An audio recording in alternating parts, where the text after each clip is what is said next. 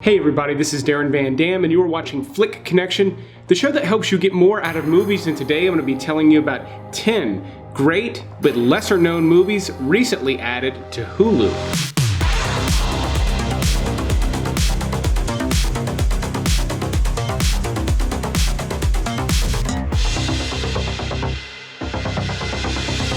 So for the month of July, Hulu added a ton of stuff. These are my top 10 picks of lesser known movies that you have probably missed that Hulu recently added. We're gonna start this list of 10 all the way at the back with a slow burn crime drama starring Jon Bernthal called Sweet Virginia. Slow burn can often mean poor pacing, slow delivery, and a lot of times can just be a boring movie. Sweet Virginia is a good example of slow burn done right. The performances are interesting. The sort of brooding nature that something is about to happen is always there. While the movie itself is fairly dialogue heavy and does take quite a while to go somewhere, it's a good journey along the way because of the way that this movie was cast, and then it ultimately does deliver. Just don't expect anything big over the top. It's a fairly subtle movie, but because of the way it was filmed and the great performances, this movie is quite good, especially if you have proper expectations going into it.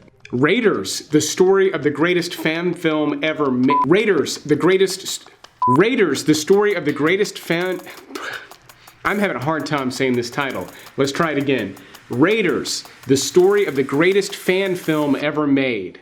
Got it. This is a documentary about some kids who basically remade Raiders of the Lost Ark at home when they were teenagers. The reason it's a documentary is because they never quite finished it, and the documentary covers not only all the old footage from this movie they were making, but also covers them coming back as adults to finish sort of the big budget finale. Not only that, I'm from the same area of Mississippi these guys are from, more or less, so I knew about this story growing up, but have never actually seen their movie, despite the fact that it has played at some film festivals. But the documentary is about as close as I've gotten, and it looks so interesting. It's so cool to see these kids just being so passionate about Raiders of the Lost Ark that they wanted to remake it. And obviously it doesn't look like a Spielberg movie, but you can see a lot of the heart and passion that went into it, and it's just a really good, sort of uplifting and somewhat inspiring documentary, but it's also incredibly entertaining. Cheap Thrills is a dark comedy, I guess we'll call it,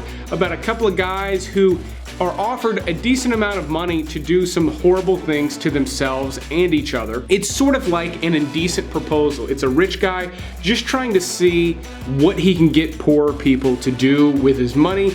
It's dark stuff, but because you've got really good performances from Pat Healy and Ethan Embry, they make this movie work. It's kind of a single set piece. You're mostly in one location for most of the movie because of some budget restraints, and you can tell, but they also made very good use of very little in this movie. It does feel cohesive and put together. If you like dark comedies, and I do mean pretty dark, you're probably gonna really dig Cheap Thrills. If you don't, I would advise you to steer clear of it, to be honest. So the weirdest one on this list, maybe the weirdest recommendation, if not the actual weirdest movie, is 20,000 Days on Earth. This is sort of a documentary, but it's also a narrative that's written by Nick Cave, who's one of my favorite musicians. So I was partial to this, and I think anyone who is a fan of Nick Cave should definitely check this out. But even if you're not, if you're just a musician or a fan of music, especially his type of music, this is done in a very interesting way.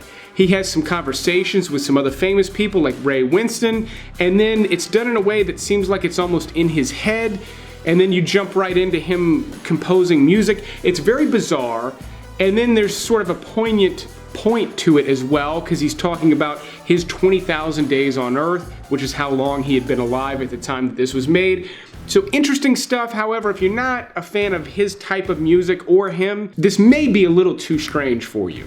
And then we'll round out my bottom 5 on this list with 68 Kill, which is a bonkers, grindhouse type movie that I have recommended on Netflix for a while now. It has now jumped to Hulu, and I have to mention it here for people who have not seen it yet.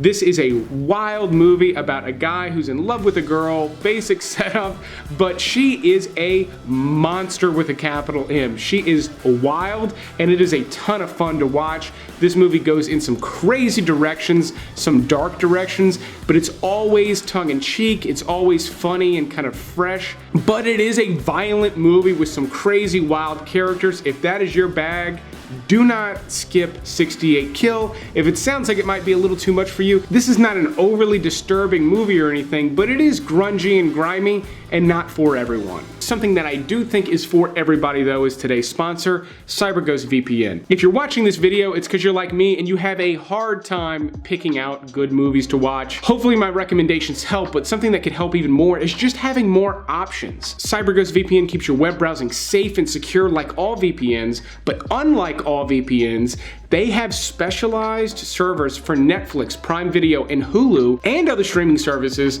targeted at specific countries that allow you to immediately see and watch what's on Hulu or Netflix in those countries. And no, it's not just a bunch of German movies where everyone's speaking German. It's big budget American movies and shows and things that are just not available on basic streaming platforms here because of regional licensing. And my viewers right now can pay as low as $2.19 a month for this. Just go to the link in the description. I'm telling you, CyberGhost is super easy to use and they have a 45-day money-back guarantee, so if you don't like it, you can get a full refund with plenty of time to try it out. And I stand by their great 24/7 customer support. They're there to help you get it set up on multiple devices because you can use it on up to 7 at the same time, and it's all the types of devices you probably have in your home already. So go to the link in the description, pay less than half the cost of one new release movie rental, $2.19 a month, and you'll be able to access way more content than you can now. Triple, quadruple the amount of content. But speaking of more content, let's move on with the rest of this list. Bullhead is a really fantastic little drama gem from Belgium. In this movie, you follow a main character who is constantly pumped up on steroids, and there are side effects of this. Now, this is a fairly serious movie with some fairly serious undertones about this guy. The less I say, the better, but this is for people who really like art house dramas. This one's not overly stylized, but you've got incredible, I mean, really good performances, great cinematography, kind of an overall dark tone, but this is also a very grounded movie. There's little bits of crime elements and stuff, but I would not quite call this a crime drama. But this was actually nominated for Best Foreign Film in the Academy Awards in 2011 when it came out, and it was one of my favorite movies that I watched this year, especially for something that is fairly subtle overall. Not one that I would recommend for everyone, but if you generally do like foreign dramas, this one is superb. Take Shelter is one of the first movies from director Jeff Nichols, who's done some of my favorite hidden gems to talk about, including Mud, but before he did that, he did Take Shelter with Michael Shannon and Jessica Chastain. Now this is a weird one. In this movie, Michael Shannon has these visions of the end of the world. He believes that these storms are gonna start to make people go insane, and he begins to act on it, and everyone around him starts to worry for his safety and his mental health. It's another one where the less I say, the better, but you're never quite gonna be sure. Is it in this guy's head or is something really going on? It's a beautiful little magic trick that Jeff Nichols did with this movie, because this does feel kind of like a basic drama without a supernatural element for most of it, but then you get these weird supernatural things that you're never quite sure if they're real or they're in Michael Shannon's head. It's pitch perfect in that respect. Really great tension in this one, and the subject matter is very different from anything else that you're gonna watch. Now, easily the darkest and most upsetting movie on this list also features some of the biggest stars in Hollywood. That is Revolutionary Road, starring Leonardo DiCaprio and Kate Winslet.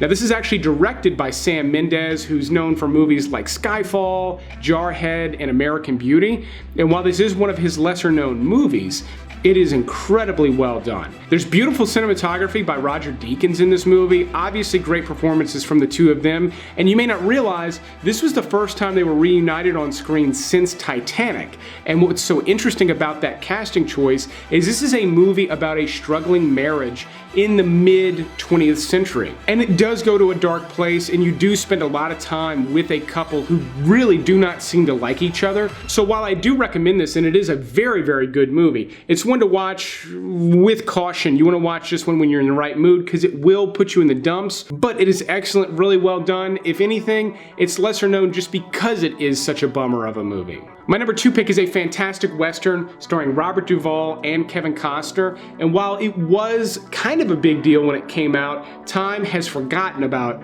Open Range. This is one of the first, if not the first, Western that Kevin Costner was in and directed since Dances with Wolves, and he is an excellent director in this genre most of the time. Open Range is a good example of that. This movie does have a fairly slow pace, but it's also got a killer shootout towards the end. Westerns at large have been out of style for a very long time, so there's not many good ones that have been made over the last 20 years or so. This one definitely stands out though. And then my number one pick is a huge, sweeping sci-fi epic. It's a stunning movie that more people need to see. Luckily though, Sunshine has picked up an audience over time. This is actually directed by Danny Boyle, who is most famous for movies like Trainspotting, 28 Days Later, and Slumdog Millionaire. I think this is up there as one of his absolute best. It's one of the best in its genre outside of 2001: A Space Odyssey.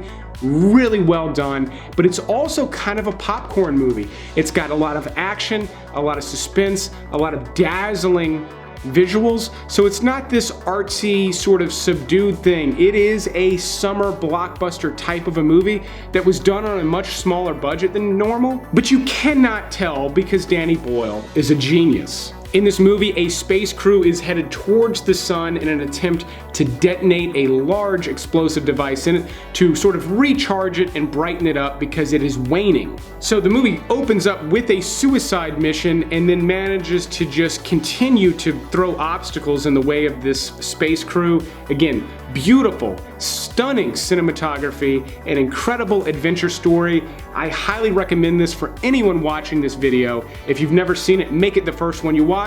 But also let me know in the comments what else you're looking forward to watching. While you're down there, you might as well thank the Patreon supporters. If you're interested in becoming a Patreon supporter and helping support videos like this one, there's a link in the video description.